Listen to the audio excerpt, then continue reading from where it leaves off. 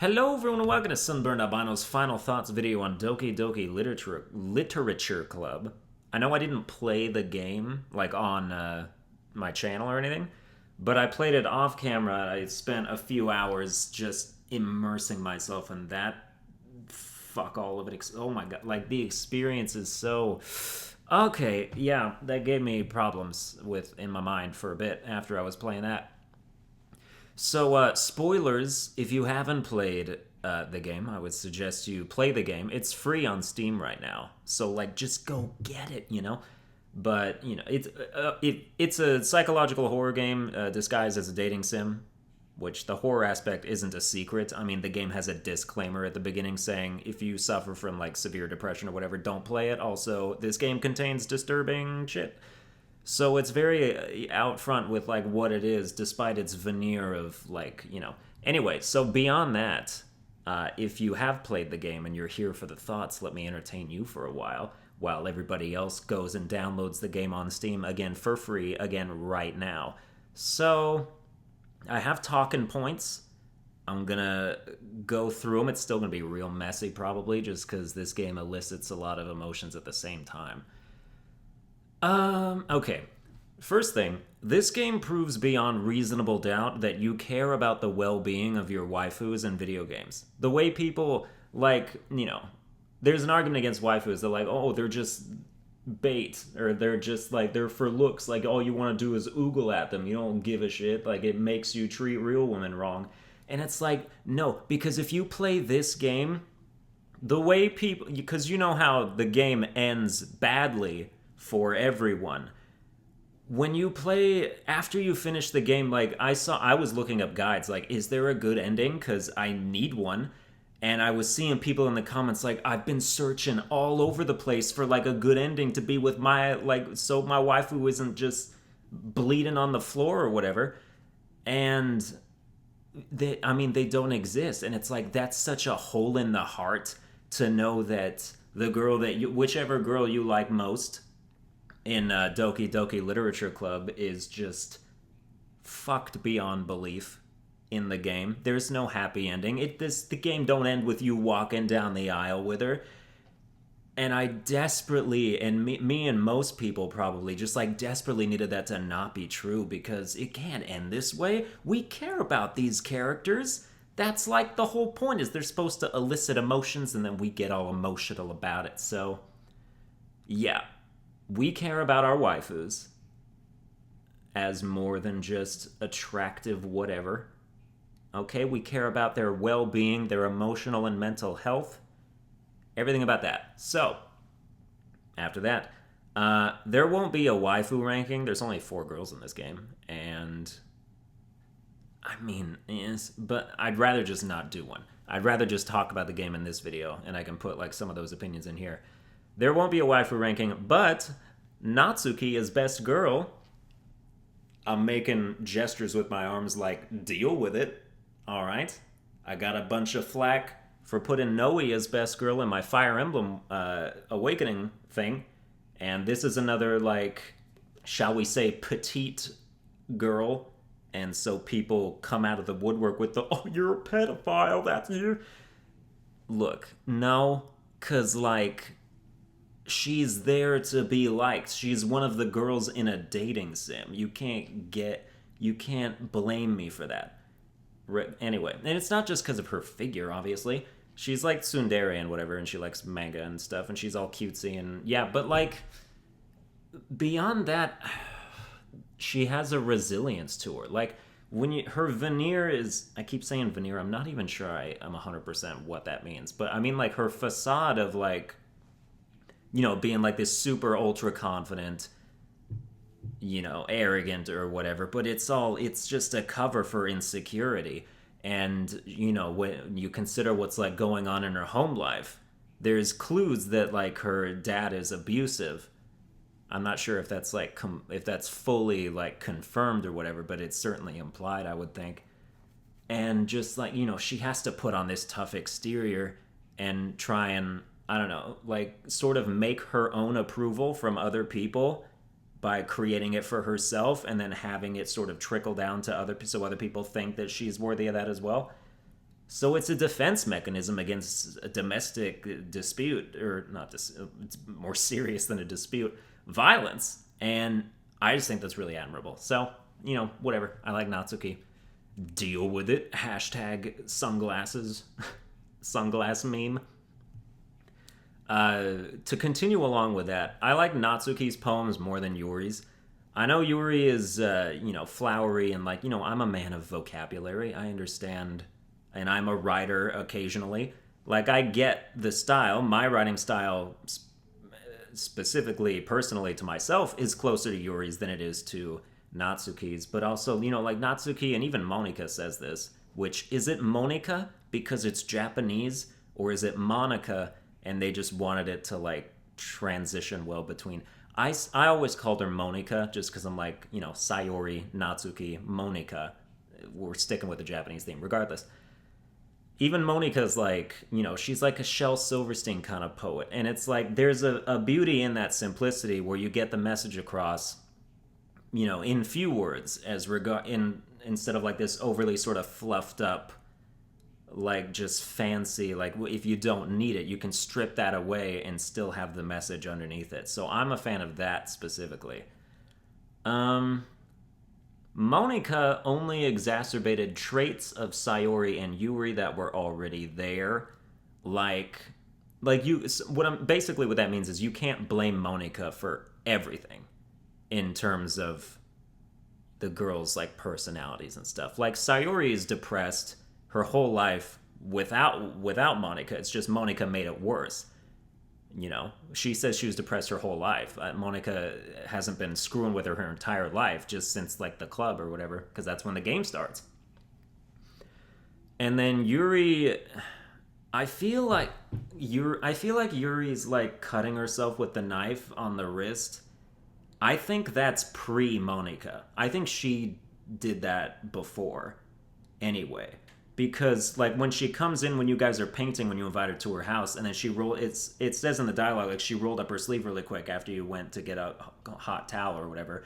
I feel like when you went to get a towel after you spilled paint on her face or whatever, she just like, because she showed you the knife like right beforehand, and then I think she cut herself with it. And it's like Monika said that it was like to achieve some kind of high, and it's like I can believe that in terms of, I think she did it because she was like having trouble containing her emotions, and so she just quickly like hid it from you when you came back. So I think Yuri's already fucked up, regardless of Monika's influence. But Monika definitely made it worse. I don't think Yuri would have stabbed herself multiple times in insane rage if it wasn't for Monika, for sure.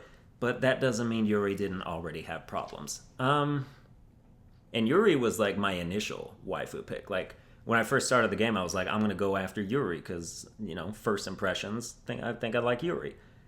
But then I changed my mind a little bit later.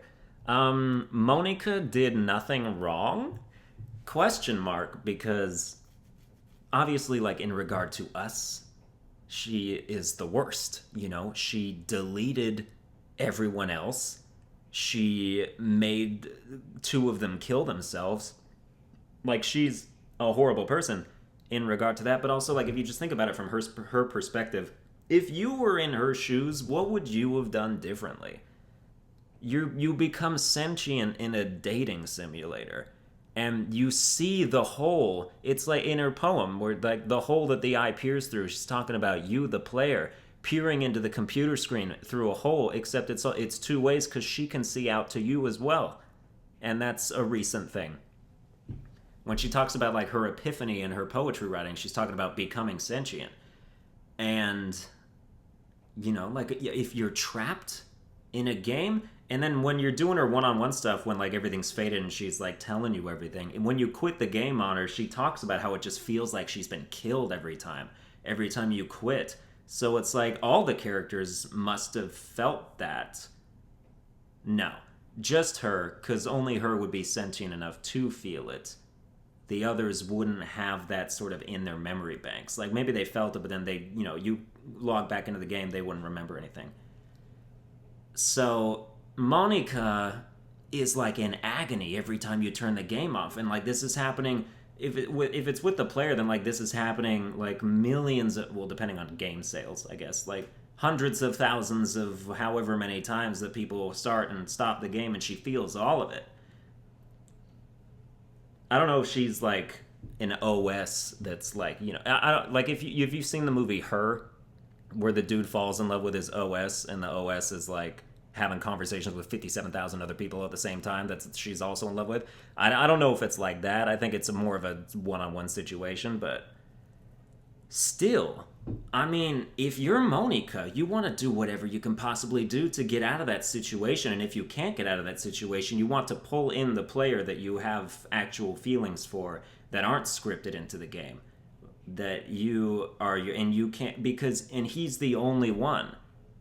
Or like the player is the only person you know, so is the only person that you can have feelings for. So they're gonna be strong. It's gonna be like the love of your life times a billion, because you're the last two people on Earth, essentially, if you think of it in that mindset. But anyway, from Monica's perspective, Monica did nothing wrong. Obviously, we hate her for doing some terrible things, but also she's not good waifu material anyway. Just she's. They talk about her being like, oh, the prettiest and the most popular. I think she's the least attractive girl in the game. So, whatever. I spoiled myself on one plot detail, which was the fact that Sayori commits suicide. And I know that that's a pretty major one, but like someone in my comments of one of my videos was like, hey, you should try Doki Doki Literature Club. It's free on Steam. And then I was like, all right, yeah, I'll go check that out. And so, but I looked it up first. I just looked up the wiki and I just read like the first paragraph. And then before I knew what was happening, it was like, oh yeah, and when Sayori commits suicide, and I was like, oh, that was probably, I shouldn't have read that. But even despite that, I still felt it when I saw it. And reading the conversation where she reveals her depression, that was even worse, really.